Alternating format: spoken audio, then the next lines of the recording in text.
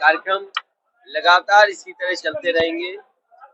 कल शाहजहांपुर में था और आज खत्म हुआ है। हरदोई का आज शुरू हुआ है, कल खत्म हो जाएगा।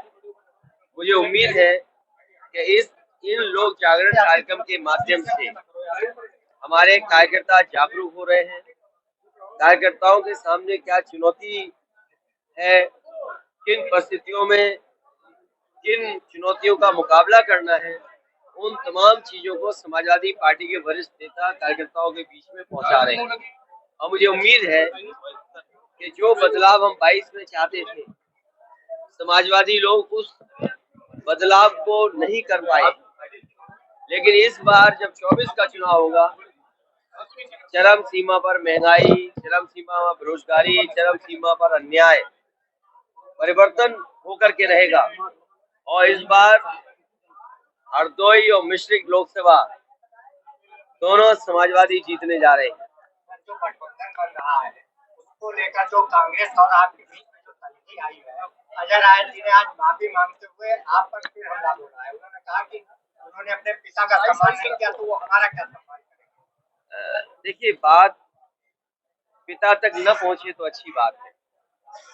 और जो पत्रकार साथी हमसे पूछ रहे हैं ये सवाल, जो कोई भी आपके माध्यम से सुने कि अगर समाजवादियों का आजमगढ़ से कोई इमोशनल अटैचमेंट है तो किसी भी दूसरे दल को वो टिप्पणी नहीं करनी चाहिए। अगर दूसरे दल के नेता टिप्पणी कर रहे हैं तो उन्हें इस बात के लिए भी तैयार होना चाहिए कि दूसरे दल के लोग भी टिप्पणी करेंगे। और जो जहां तक इंडिया गठबंधन की बात है, जिन लोगों के बारे में आप बात कर रहे हैं वो गठबंधन में कहीं उनकी कुर्सी तक नहीं थी जब इंडिया गठबंधन की बैठक हुई है। तो इंडिया गठबंधन एक अलग विषय है।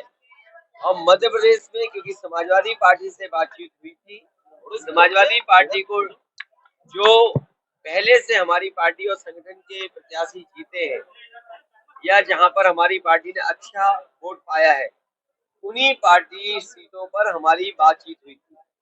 अब ये कांग्रेस बताएगी क्यों नहीं हुई, वो बात खत्म हो गई अब। और मुझे उम्मीद है कि मध्य प्रदेश में समाजवादी पार्टी जिन सीटों पर लड़ी थी पहले, जहां पर पार्टी को वोट मिलेगा वही पार्टी लड़ेगी। गठबंधन के साथ ही नीतीश कुमार का एक बयान दिया, उन्होंने कहा है कि जब तक मैं जिंदा हूँ बीजेपी के दोस्त हमारे रहेंगे। जब तक वो जिंदा है बीजेपी के दोस्त रहेंगे। देखिए, आप लोग कम से कम हमें पर्चे दे दिया करो किस चैनल के हो, तो मैं समझ सकता हूँ कि आपकी भावना क्या है। सवाल आता है, आज कमलनाथ ने भी जब उनसे पूछा गया कि आपके बारे में, तो उन्होंने कहा कि अखिलेश वकीलेश क्या।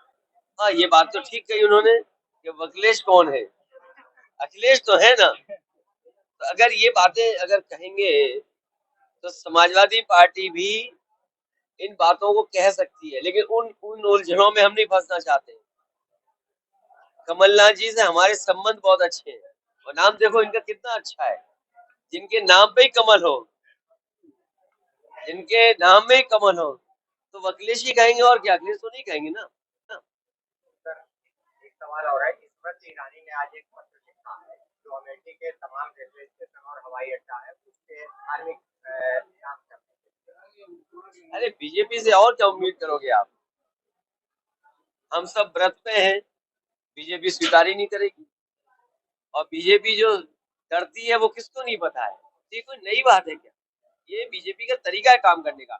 लेकिन अगर उनसे ये पूछो कि आज महंगाई बढ़ गई है, बेरोजगारी बढ़ गई है, बिजली का बिल आम आदमी नहीं दे पा रहा है, हरदोई में किसी किसान का अभी तक धान खरीदने का इंतजाम नहीं होगा, जो एमएसपी है जो मिलना चाहिए वो तक सरकार नहीं दे पा रही। और कहाँ सरकार सपना दिखा रही थी कि आय दोगुनी होगी किसान की। मैं अभी शाहजहांपुर से चल के आया हूँ, लखनऊ से शाहजहांपुर गया, डिवाइडर पे कोई नई व्यवस्था दिखाई दे रही है मुझे ट्रैफिक। शायद यहाँ भी सड़क में वो ट्रैफिक की व्यवस्था देख रहे होंगे। तो सोचिए, अगर ट्रैफिक व्यवस्था का सब इंतजाम किसी के हाथ में चला जाएगा तो लोग मरेंगे कि नहीं मरेंगे? हरदोई में भी लोग मरे होंगे। सर, स्वामी प्रसाद मौर्य का एक बयान है हिंदू को लेकर, उन्होंने कहा ये भारतीय सरकार हम सब हिंदू हैं, इसका मतलब आप भी हिंदू हो, हम भी हिंदू हैं। सर उन्होंने कहा इसका मतलब कि तो अधम है। ये देखिए लाभ ये है कि हमारा कार्यकर्ता जागरूक है और उसको समझ में आना चाहिए कि बीजेपी के आने से बाबा साहब भीमराव अम्बेडकर जी का संविधान खत्म हो जाएगा। अभी आपने जिला पंचायत चुनाव देखे होंगे, एमएलसी के चुनाव देखे होंगे।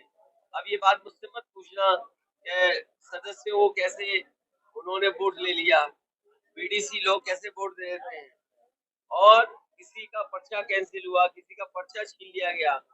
और आपको याद होगा लखीमपुर बगल का जिला है जहाँ पर एक माता और बहनें जब नॉमिनेशन के लिए गई उनका पर्चा किस तरह खींच दिया गया, साड़ी और कपड़े फाड़ दिए। तो ये बीजेपी अगर आ गई तो बाबा साहब भीमराव अम्बेडकर जी का संविधान चला जाएगा। यही हम टारगेट सर इंडिया गठबंधन का प्रधानमंत्री का चेहरा है उसको लेकर के आपकी पार्टी से आपको जो है अगर इंडिया गठबंधन में आप प्रधानमंत्री तक पहुंच गए, अभी हमारे पत्रकार आदि कुछ और पूछ रहे थे, मैं आपको बधाई देता हूँ कि इंडिया गठबंधन का ही प्रधानमंत्री बने।